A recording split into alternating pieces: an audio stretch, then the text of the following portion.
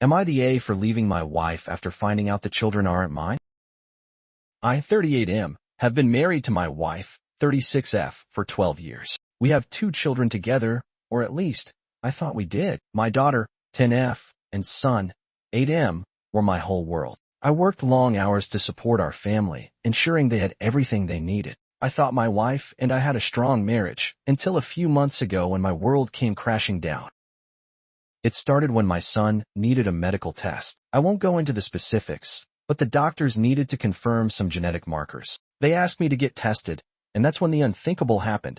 I wasn't a match. At first, I assumed it was a mistake, but after multiple tests, the truth became undeniable. He wasn't my biological child. Panic set in, and I immediately ordered a paternity test for my daughter. I could barely sleep while waiting for the results. When they came back, it was even worse. She wasn't mine either. I confronted my wife, and at first, she denied everything. When I showed her the results, she broke down, admitting that she had been unfaithful multiple times early in our marriage. She didn't know who the biological fathers were. She begged me to stay, claiming I was the only father they had ever known. I was devastated. My entire life felt like a lie. I loved those kids, but I felt betrayed beyond words. I told her I was done. I packed my bags and moved out that night. The moment I stepped out of that house, my phone was flooded with messages. My wife begged me to reconsider. My in-laws told me I was being heartless, that biology didn't matter. Even my own parents were split, saying that I had raised those kids, and they saw me as their dad. But how could I stay? How could I look at them every day knowing the truth? Update 1. The divorce process was brutal. My wife tried to fight me for everything. She demanded spousal support and child support, arguing that I was their de facto father. She claimed that since I had been their dad for a decade, the courts would see me as financially responsible. I was furious. My lawyer assured me that I had a strong case. Since I was deceived into believing the children were mine, I could fight the child support claim. However, the laws in my state were tricky. Some judges still ruled in favor of child support if it was in the best interest of the child. My wife played every emotional card in court. She cried, telling the judge that I was abandoning the children. She brought in character witnesses to claim that I was their real father in every way that mattered. I sat there, feeling like a villain in a courtroom drama, but I wasn't going to let her manipulate me anymore. The judge ruled that I had no legal obligation to pay spousal support, since she was the one who committed infidelity. However, the child support ruling was left open for further review. I wasn't out of the woods yet. Update 2. A few months later, my wife filed for child support again, this time arguing that I had assumed parental responsibility and that the children would suffer without financial support. My lawyer fought back, arguing that I was deceived and had never knowingly agreed to raise another man's children. During the proceedings, my lawyer presented evidence that my wife had known there was a possibility I wasn't the father for years, but had deliberately withheld it. This was a game changer. The judge was visibly displeased with her deception. After a grueling legal battle, the judge ruled in my favor. I was not legally obligated to pay child support. The ruling stated that I had been misled into parenthood, and that it would be unjust to force me to provide for children who were not biologically mine.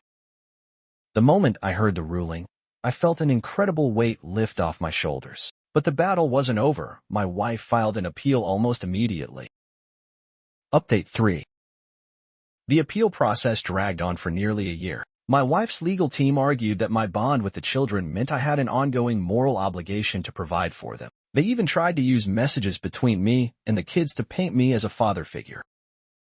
But my legal team was relentless. We countered with more evidence of my wife's deception and the psychological toll this had taken on me. The appeal was denied.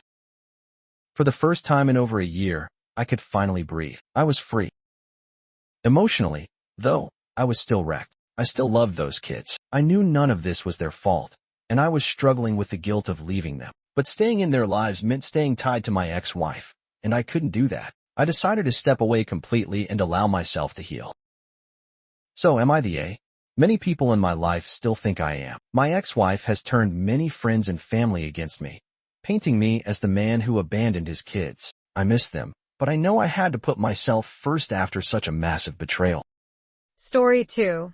AITA for exposing my friend's lies after she stole from me. I, 22F, had a best friend, Emma, 22F, whom I trusted with everything. We'd been close since high school and were inseparable. I never thought she would betray me, let alone turn our entire friend group against me. But that's exactly what happened. It all started a few months ago when I noticed my grandmother's locket was missing. This wasn't just any piece of jewelry. It was a sentimental heirloom passed down for generations. My grandmother gave it to me on my 18th birthday, and I wore it almost every day. One night, after a small get-together at my apartment, I realized it was gone. I searched everywhere, tearing apart my room, checking between couch cushions, and even digging through the trash. Nothing. At first, I didn't want to accuse anyone.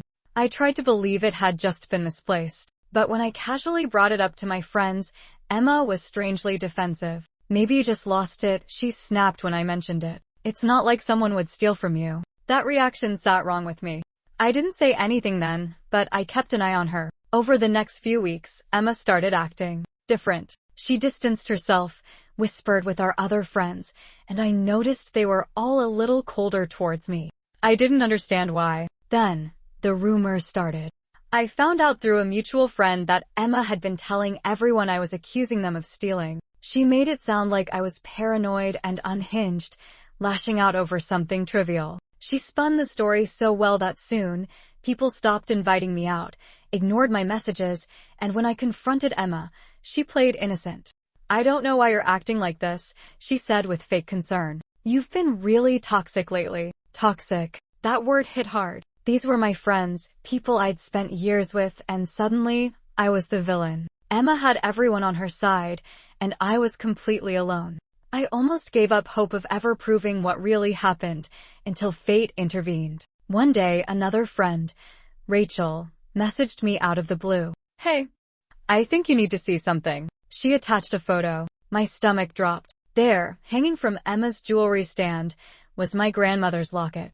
I didn't respond right away. My hands were shaking. I asked Rachel where she took the photo. "Emma's apartment," she confirmed. "I was there last night and recognized it."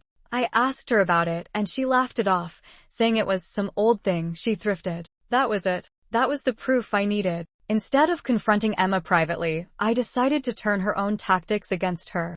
I sent the photo to our entire friend group and simply wrote, "So, Emma, you thrifted my grandmother's locket?" Chaos erupted in the group chat. At first, Emma tried to deny it. Then she said I was overreacting. Then she accused me of setting her up. But the evidence was right there. Rachel even backed me up, confirming that Emma had lied when asked about it. One by one, people started seeing through her manipulations. The friends who had once iced me out started apologizing. Emma, of course, refused to admit she was wrong. She blocked me on everything, moved out of our friend circle, and the last I heard, she was still bitter that she got exposed over something so dumb. The thing is, it wasn't dumb. It wasn't just a piece of jewelry. It was a part of my family's history, something priceless to me. And more than that, Emma had deliberately manipulated and isolated me just to cover up her own wrongdoing. Most of my friends have apologized, and I've slowly rebuilt my trust with them. But some still think I went too far by publicly exposing her instead of handling it privately. So, ATA?